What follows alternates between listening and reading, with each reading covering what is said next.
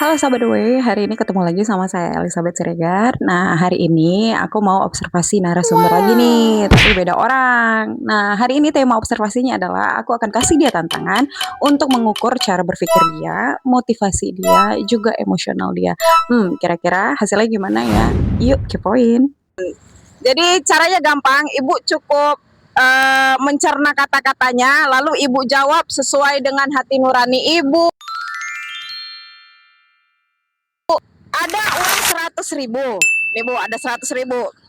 70.000 buat bayar cicilan motor, 30.000 buat makan. Satu hari itu tuh buat makan Ibu. 40.000 buat bantu sahabat Ibu lagi sakit. Kira-kira uang yang 100.000 ini Ibu mau alokasikan untuk yang mana dulu? Oh, yang buat makan lah. Nggak ada bilang apa, cuma nengok aja udah. Cuman dibikin kopi dulu. Minum dulu guys. Nah teman-teman, kita sama-sama udah lihat ya jawaban dari si ibu penjual kopi tadi. Tapi nih, menurut Maslow, selaras dengan jawaban si ibu tadi, bahwa melihat kondisi si ibu lebih mementingkan kebutuhan pribadinya, Maslow dalam teorinya menekankan bahwa manusia sepenuhnya tidak bisa mengejar kebutuhan untuk aktualisasi dirinya kalau kebutuhan dasarnya atau sosialnya belum terpenuhi. Nah, model ini sering dipakai sebagai standar penilaian emosional dalam psikologi, pendidikan, juga manajemen sumber daya manusia. Hari Minggu Ibu mau janjian nih buat acara ulang tahun teman Ibu. Udah cantik, udah pakai pakaian yang matching. Pokoknya udah ready to go. Ibu udah di motor juga. Tiba-tiba Ibu ditelepon sama adik Ibu. Ibu, tolong bantuin saya dong. Anak saya lagi sakit, suami belum pulang. Kira apa yang mau Ibu lakukan? Yang pentingan adik sendiri lah. Ya udah. Kenapa Ibu pentingin adik? Ya kan utama saudara dulu yang penting kan. Jadi kalau bukan saudara, kalau misalnya tetangga minta tolong sama Ibu jagain bentar anaknya, dia udah lagi sakit-sakitan banget. Ya kalau sininya nggak ada kesibukan ya mau aja, kecuali ada kesibukan. Bisa kan banyak orang kalau tetangga mah. Wah, keren juga ya si ibu ini karena berani meninggalkan keinginan pribadinya demi membantu saudaranya yang lagi kesusahan. Nah, selaras dengan jawaban ibu ini, ternyata salah satu pakar psikologis manusia lagi nih yang akan kita bahas, yaitu Daniel Goleman. Nah, beliau ini membahas tentang konsep kecerdasan emosional manusia yang dibahas di dalam bukunya Intelligence Emosional yang diterbitin tahun 1995.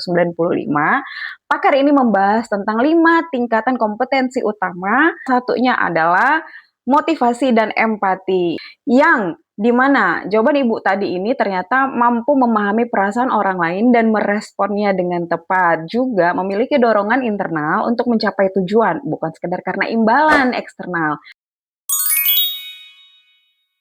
Bu, perhatikan gambar ini dulu, Bu. Nah, ini adalah rumah Ibu. Ibu berdiri di sini. Ini ada tembok besar, Ibu nggak bisa lewat. Tapi Ibu pengen ke sini, dan di jalan yang mana gitu bisa langsung harus melewati arus ini gini. Nah, gitu.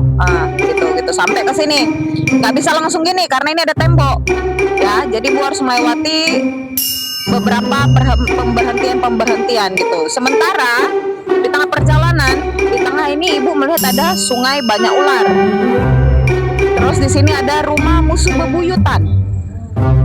Dan di sini ada pos. Ketika Ibu memilih di sini, Ibu harus berani menjawab sebuah pertanyaan atau melakukan sesuatu yang mungkin menjadi tantangan yang nanti saya suruh gitu. Kira-kira jalan yang mana yang mau Ibu lewati untuk sampai ke garis finish ini? Tunjuk dulu. Oke. Memang itu. Ibu pilih truth or dare.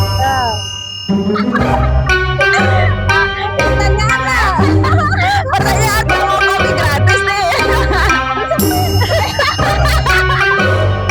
Ini Ibu harus jawab sejujur-jujurnya. Pernah nggak Ibu terbersit untuk menceraikan Bapak? Ya pernah. Alasannya? Karena dia setia. Cuma setia doang. Dia setia, tanggung jawab. Berapa lama pernikahan? Tahun 93. 33 tahun. 33 tahun guys, married. Tepuk tangan dulu. Tepuk tangan. Wah, padahal aku tadi udah berharap lo bakal dapat kopi gratis dari ibunya. Selaras dengan jawaban Ibu tadi, ternyata salah satu pakar psikologis manusia lagi nih yang akan kita bahas yaitu si Robert Plutchik.